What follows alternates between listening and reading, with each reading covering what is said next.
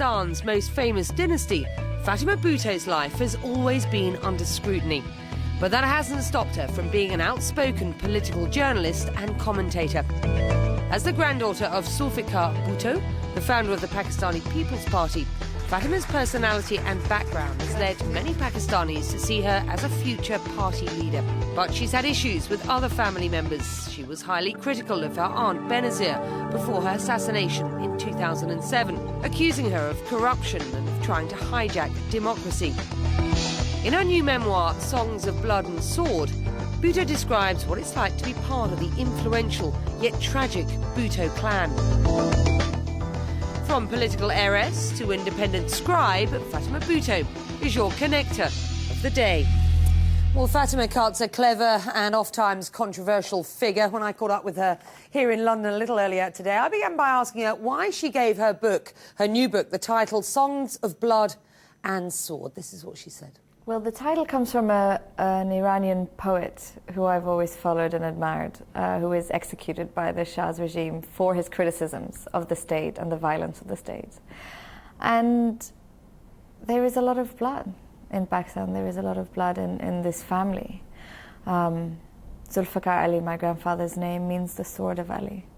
So I thought there were some interesting parallels there. Some questions from the viewers. Judith from the Netherlands says, do politics inspire your work and writing? And if so, is your writing the way you contribute to your political family? Yes, I think writing is the way I contribute to politics rather than to my family.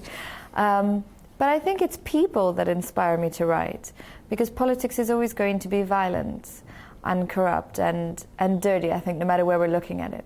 But how people survive it and how people live through it is what I find interesting. And the politics of your family, of course, extremely violent. Just explain. Very. Well, my grandfather was executed in 1979 by a military regime. His youngest son, Shahnawaz, was killed 6 years later in mysterious circumstances that have never been solved. My father was killed outside our home in 1996. And Benazir, the most public or most famous member of the family, was killed in 2007. You're still seeking justice for the murder of your dad. What are you doing to that end? Well, we've been fighting in the courts for the last 14 years in Pakistan, and all the courts have done is delay the process of justice. They've acquitted all the policemen involved in the case and basically told us that nobody killed my father and 6 of his associates. So we're appealing. We continue to seek justice through the courts, but also through memory, through protest, and I think that's what Songs of Blood and Sword is, in part. Your father was a political rival of your aunt Benazir. She was, of course, assassinated in 2007. Was the recent investigation by the UN sufficient, do you think? I don't see how the UN investigation could be sufficient without a forensic crime scene, which was washed up in the aftermath of Benazir's killing. There was no autopsy conducted, and her body was not exhumed. So how the UN feels able to tell us anything about how she was killed is surprising to me. Khalid Anwar from Pakistan says, you've got the talent and courage of the Bhuttos and you're the real torchbearer of the family. What's your response to this, he says? Do you consider stepping into a more prominent political role? Oh, I think I'm prominent enough. I wouldn't want to get more prominent. Not everybody agrees with your views in the family, let's be honest. Let's be honest, in the country, let's also say. You know, I think to speak out the way I do against the corruption of the state and the violence of the state, you need total freedom. And joining politics would take away that freedom. You become indebted and obliged and embedded in a certain way. Kira from New York says, what is then, if you don't want to be a politician necessarily, what is your vision for the future of Pakistan? Well, that's a very big question. You know, Pakistan is only 63 years young this year.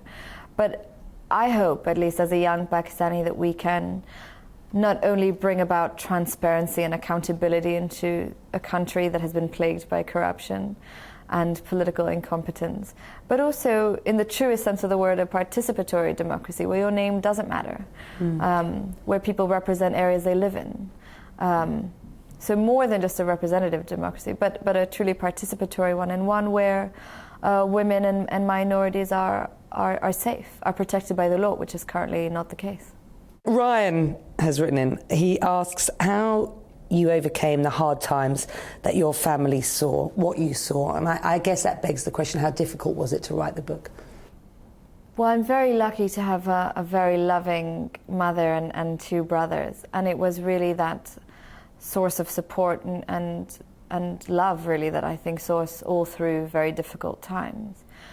Getting through the book was a different story because it involved digging into a family that was very difficult, digging into things that had happened to the family that have been and still are shrouded. I had to play private investigator a lot of the time and trace people around the globe, but it needed to be done, I think, with our memories being as short as they are, not just in Pakistan but around the world, and our countries being as violent as they are. There is a great imposition of silence in South Asia, not just Pakistan again, but Sri Lanka, India, Bangladesh, Nepal. And to combat that silence is difficult, but I think it has to be done.